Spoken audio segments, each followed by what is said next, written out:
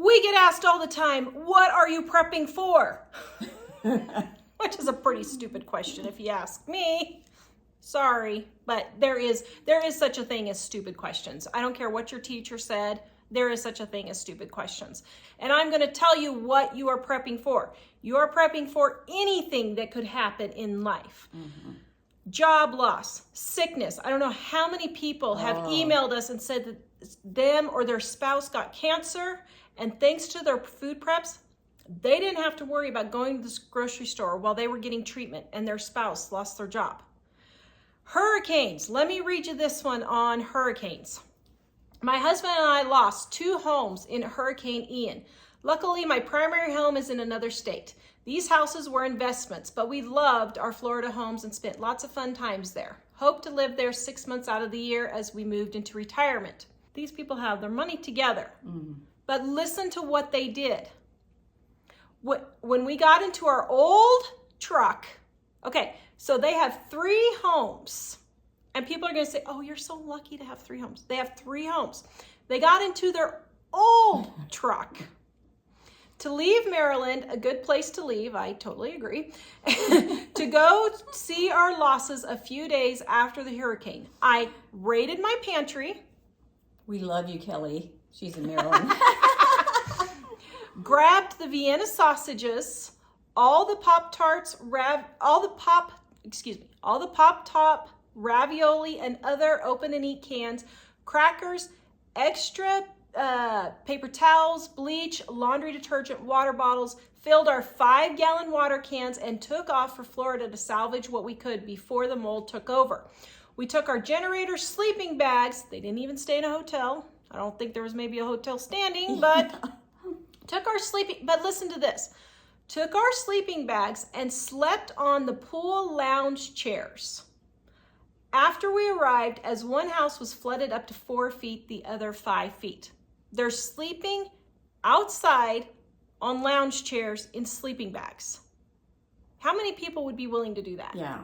No electricity, no refrigeration, no water to drink as it was contaminated. No ice to purchase in our area of Fort Myers. Hotels all full of people left homeless by the hurricane. Our vinegar, borax, and bleach we brought saved many possessions that most people down there just tossed. They didn't just dump it. Yeah. They took the energy and the time to clean their possessions so they didn't have to re-buy them again. Mm-hmm. Stores were closed, no gas stations open for quite a while down there. We took gas cans and filled them before we got into Florida. Our preps really kept our buying needs very low.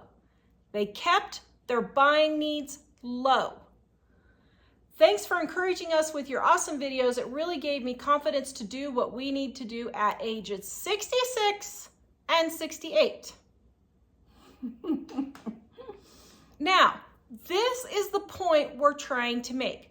Actually, there's many points we're making here. There's a lot here. 1, stop whining about how old you are and you can't do anything. If you are on Social Security and disability and you cannot afford to live on what you get on that, you need to get up and move to another state, to another city, move in with someone, get roommates or something like that, or you need to get a job to help you pay for your expenses. Figure out what to do to fix it. Figure it out. Just because you're old and on disability doesn't mean you can't do anything.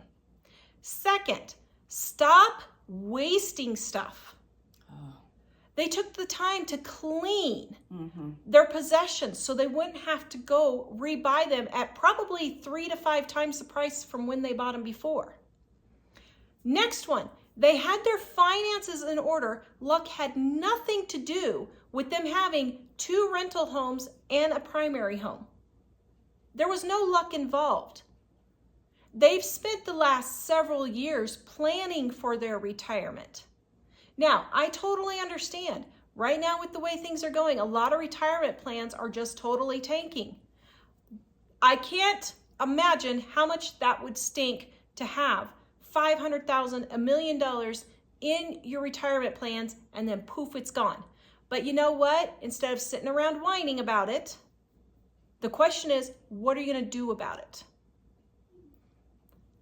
Are you going to get up Start over again if you have to. I mean, I know if mom had to start over again at 70, that would not be a pleasant situation, but you would start over again at 70. Yeah, it's doable. And the thing is, they were willing to work. They were willing to sacrifice. They were willing to figure out, give up comfort, what to do about the situation. They didn't expect anybody. They weren't sitting there waiting for the government to come in or FEMA or whatever that is to come help them out. And they weren't sitting there making excuses. They were prepared with gas cans. And they were prepared food. ahead of time. They were probably out of debt, you know, or at least had their money totally under control.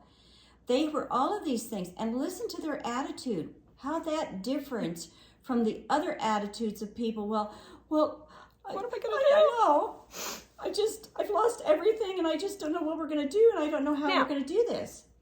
For all of you who are going to comment, we are not unsympathetic with having your I home was gonna blown say off that. the face of the earth. I was just going to say that. I get that. But whining about it and being a victim about it is not going to change your situation. Yeah. That's where the difference is. We totally sympathize. But the people that whine and carry on about it and just go into this deep, deep hole, you know, or whatever, depression and everything, because this happened to me and this isn't supposed to happen to me. It's like, you can't have that attitude. Yeah. You know, it's a wrong attitude, and us feeling sorry for you and going along with you on this attitude is not helping you. No. We're helping you more by saying you need to pull yourself up by the bootstraps, figure out what to do, and do like these people, you know. Get it together, people! Keep it together, man!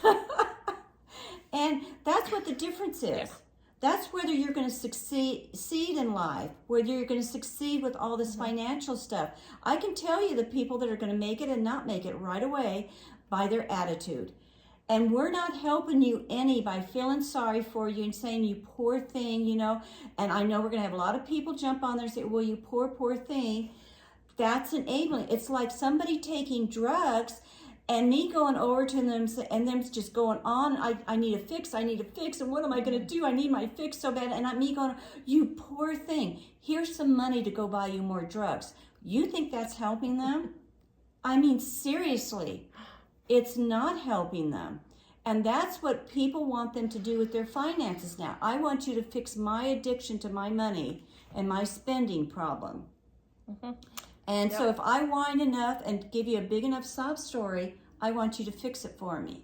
And we're trying to give you the ability and the attitude and the props and all the ideas and ways to do it to fix that for you, not just to feel sorry for you. We have almost 2,000 videos on our YouTube channel. Have you watched them?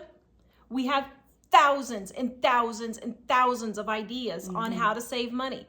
Our website, livingonadime.com, thousands of ways to save on your grocery bill, to save on laundry, to save on clothes. Have you read them?